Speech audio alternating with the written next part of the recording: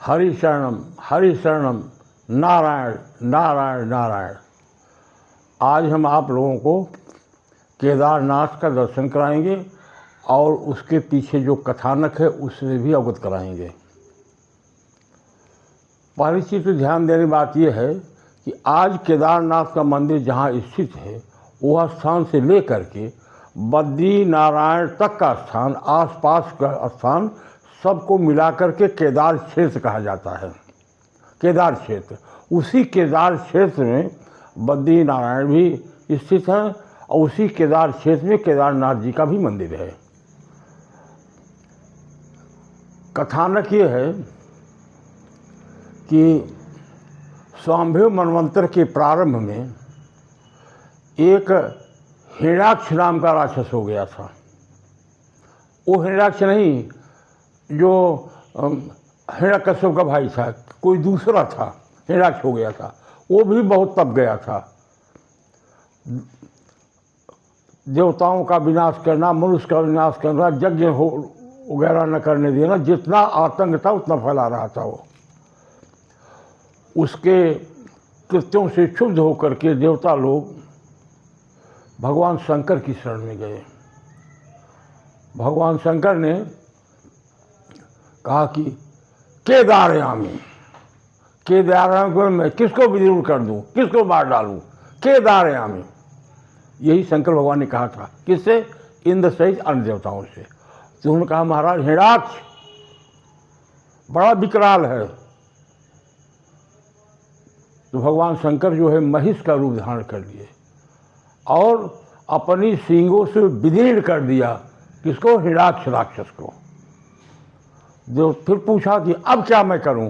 कहें महाराज इस क्षेत्र में आप स्थित हो जाइए, लोगों का कल्याण कीजिए।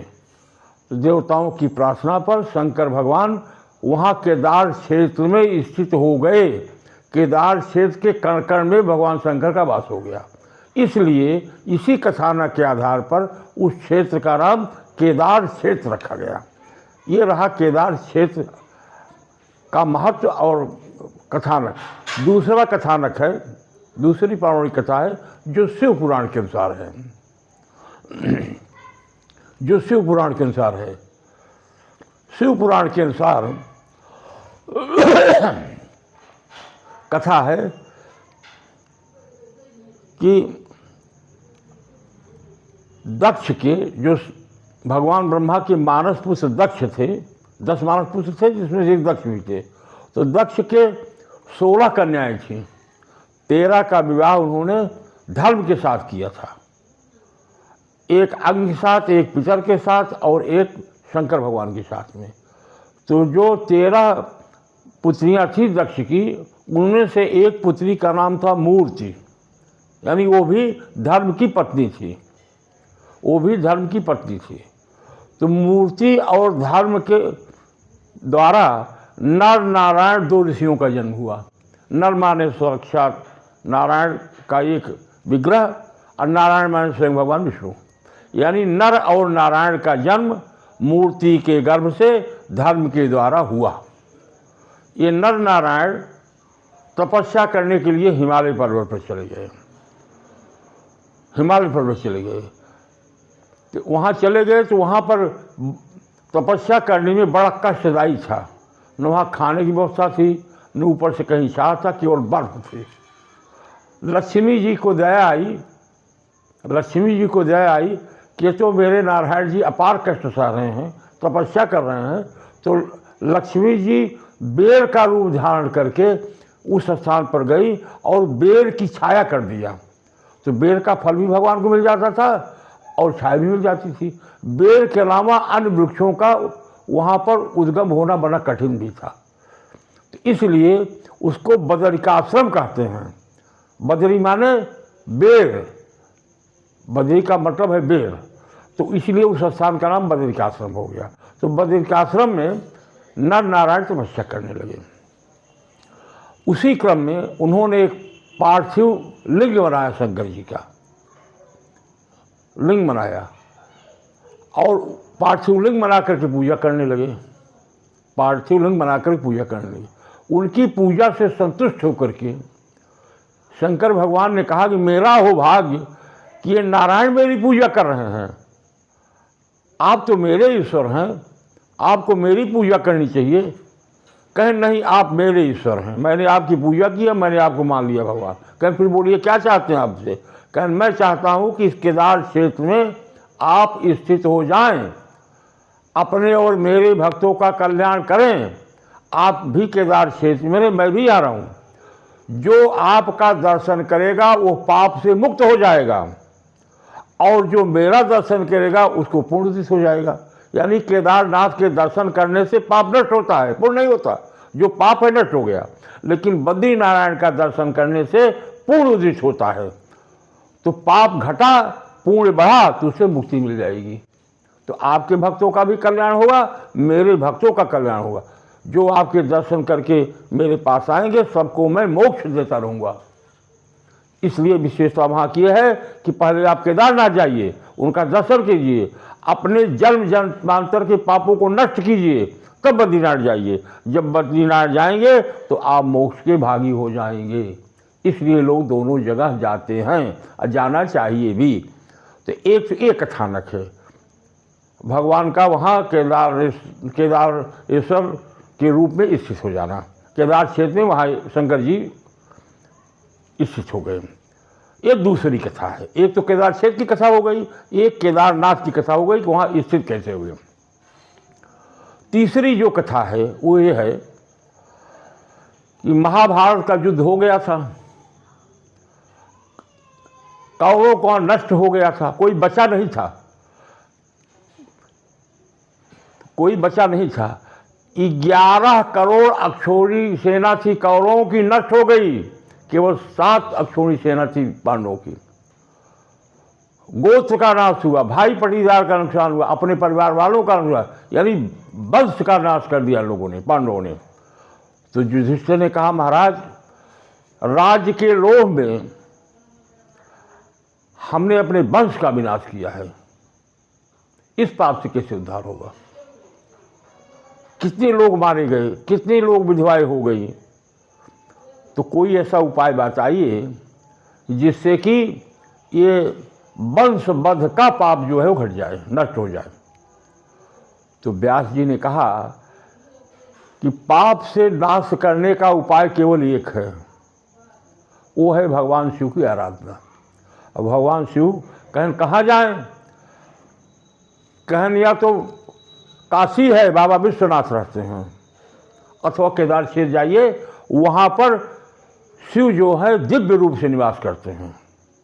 वहाँ आप जाएं, अगर उनकी आराधना करेंगे तो निश्चित रूप से आपको दर्शन देंगे। उनका दर्शन हो गया तो आप परिवार से मुक्त हो जाएंगे, मतलब आप पाप से मुक्त हो जाएंगे, परिवार नहीं, पाप से मुक्त हो जाएंगे। 5 पांडव पहुँचे काशी, शिव लुप्त हो गए। कौन कहे दर्शन देना, जो वहाँ ज्योतिर्लिंग था वो भी गायब। हताश होकर केदार क्षेत्र में गए, वही केदार क्षेत्र जो मैंने भी बताया, वहाँ गए। ये लोग गुप्त काशी में पहुँचे थे, जिसका नाम इस समय है गुप्त काशी, उस समय कुछ और नाम रहा होगा। शंकर भगवान वहीं गायब हो गए। जब सोचे कि लोग आ रहे हैं मेरा दर्शन करने के लिए, तो शंकर भगवान गायब हो गए। इसलिए उस स्थान का नाम शंकर जी गुप्त हो गए, इसलिए उसका नाम है गुप्त काशी, गुप्त हो गए। फिर लोग आगे बढ़े तो देख रहे हैं कि एक दलदल है, उस दलदल में एक भैंसा टहल रहा है, भैंसा टहल रहा है। यानी शिव शंकर भगवान ये भैंसे का रूप धारण कर लिए। पांडवों की समझ में आया कि अब तक तो यहाँ भैंसा नहीं था, अब कहाँ से भैंसा आ गया?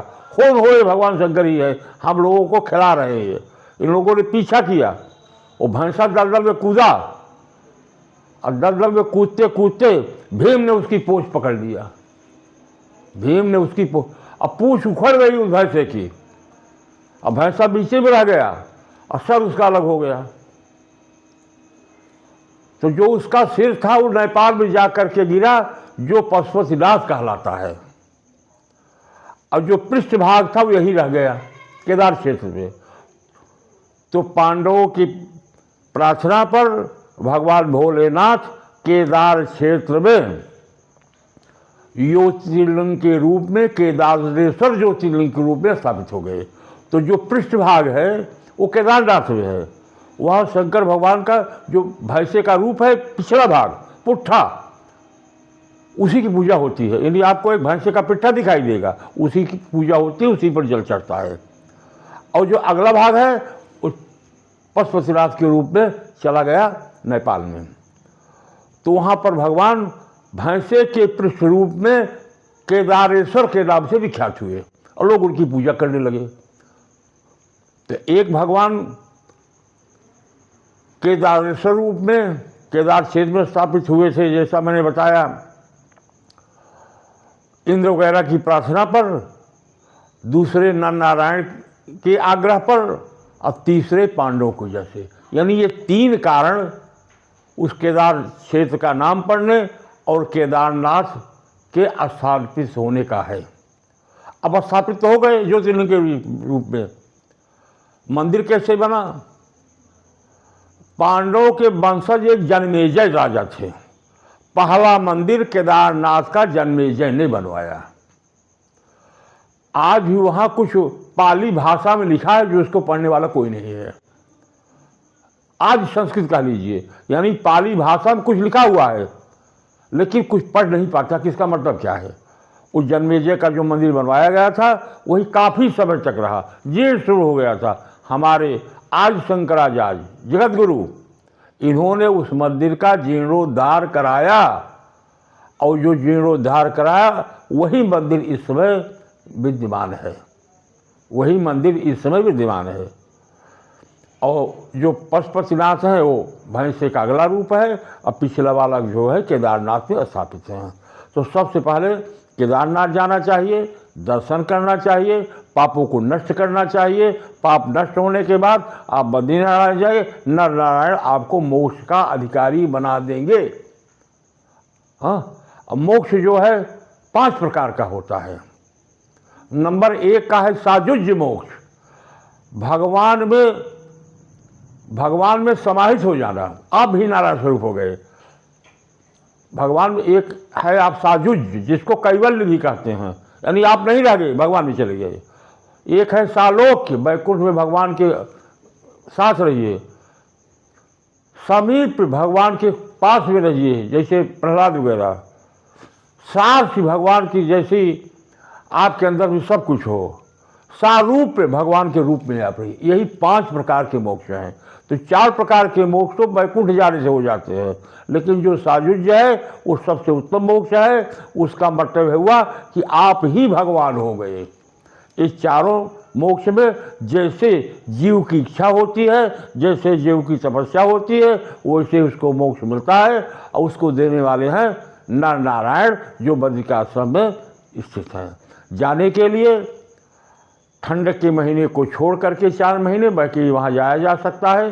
सबसे पहले हरिद्वार से आप रुद्रप्रयाग जिला है, रुद्रप्रयाग जिला में आपका केदारेश्वर क्षेत्र मिलता है। पहले लोग गुप्त काशी जाते हैं, उसके बाद सोनप्रयाग जाते हैं, फिर सोनप्रयाग के बाद फिर पैदल अथवा पालकी अथवा घोड़ा खच्चर वगैरह से लोग केदारनाथ जाते हैं, दर्शन करते हैं। वहाँ से वापस होने के बाद लगभग 400 किलोमीटर पूर्व और उत्तर कोने पर बद्रीनारायण का क्षेत्र विद्यमान है। 400 का 330 किलोमीटर विद्यमान है। बद्रीनारायण जाकर दर्शन करना चाहिए। बद्रीनारायण तक बसें जाती हैं। और बद्रीनारायण में तो आपका एक माड़ा गांव है जो बद्रीनारायण से लगभग 5-7 किलोमीटर उत्तर है। ये भारत का अंतिम गांव है। यहाँ पर भीमशिला है। द्रौपदी जब नहीं नाले को पार कर रही थी, भीम ने शिला रख दिया था। ये पांडवों के स्वर्गारोहण का मार्ग है। पांडवों के स्वर्गारोहण का मार्ग है माड़गांव। वहीं से आपकी सरस्वती नदी निकलती है, जो बद्रीनारायण में आकर के अलकनंदा हो जाती है। वही देवप्रयाग में आकर के फिर गंगा से मिलकर वो भागीरथी से मिलकर गंगा हो जाती हैं। ये रही केदारनाथ के बारे में कथा। लोगों को प्रयास करके केदारनाथ का दर्शन करना चाहिए, वहाँ जाना चाहिए। अगली बार हम आपको अन्य ज्योतिर्लिंग के बारे में बताएंगे। जय श्री नारायण, जय श्री कृष्णा।